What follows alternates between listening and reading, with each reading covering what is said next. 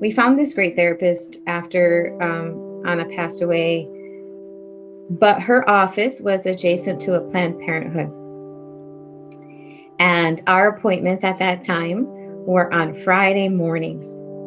And Friday mornings coincide with the protests that happened at those clinics.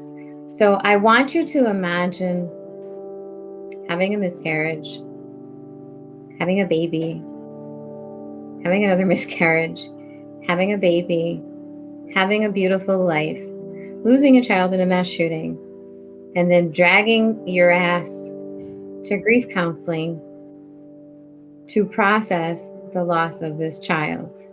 But having to cross a picket line because people are yelling at you because they think you're going to get an abortion.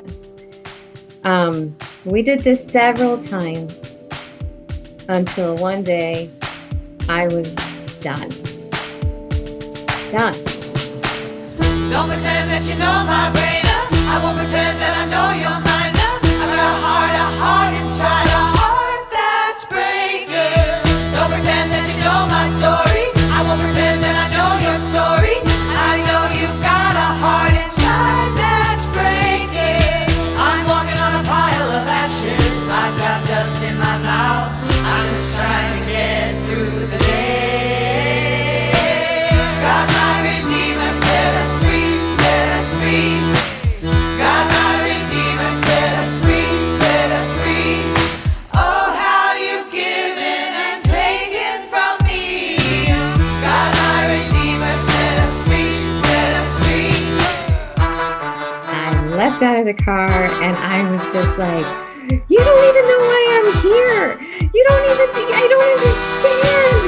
When I saw them hold their signs up, when I heard their voices rise up, when we were just trying to get some help.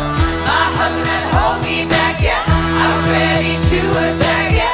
They were shouting that I was going to hell. Oh, they wouldn't let me through, and the hell those poor girls do. Now is that what a Christian would do? God, my Redeemer, set us free, set us free. God, my Redeemer, set us free, set us free. Oh, how you've given and taken from me. God, my Redeemer, set us free, set us free. God, my Imagine if I were 14 or 25 facing the same level of energy and anger directed at me, because everyone has a story that's untold. That person didn't know my story, but that person didn't know the stories of the 10 other women that walked into that place that day. Listen, I'm a Christian, yeah. All life is holy to me. I believe God cares about all of his babies, but I won't forget what Jesus told unto me. Walk a mile in shoes, do not cast the first stone. Love one another from the gut to the bone. Oh, we won't be forgiven, and we can't be set free until you love one another as you claim to love me.